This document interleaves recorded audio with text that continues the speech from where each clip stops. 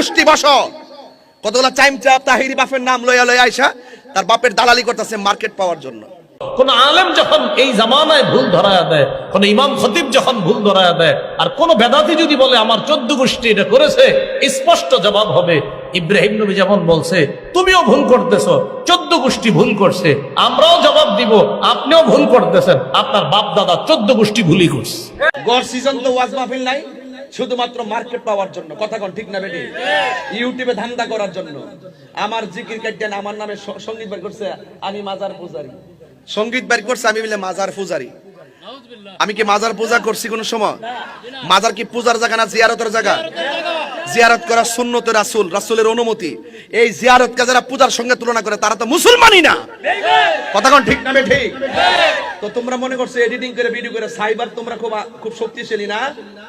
কোন সাইট কিন্তু আমরা জানা কম নাই, খুব শক্তিশালী নাকি? এই সুন্নি তরুণ যোদ্ধারা যখন জেগে যাবে, নবী বিদ্বেষীরা মাঠেও জায়গা পাবে না এবং অনলাইনেও জায়গা পাবে না। কথা কোন ঠিক না বেঠে? সবাই এক থাকবেন। অতি শীঘ্রই যখন নবী বিদ্বেষীদের বিরুদ্ধে ডাক দেওয়া হবে, আপনাদের কি মাঠে পাওয়া যাবে? অনেকে তো তোমরা মনে করছো এডিটিং করে ভিডিও করে সাইবার তোমরা খুব শক্তিশালী না? কোন সাইট কিন্তু আমরা জানা কম নাই, খুব শক্তিশালী নাকি?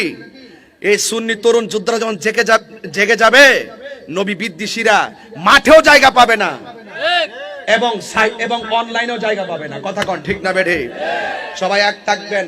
অতি শীঘ্রই যখন নবী বিদ্বেষীদের বিরুদ্ধে ডাক দেওয়া হবে, আপনাদের কি মাঠে পাওয়া যাবে?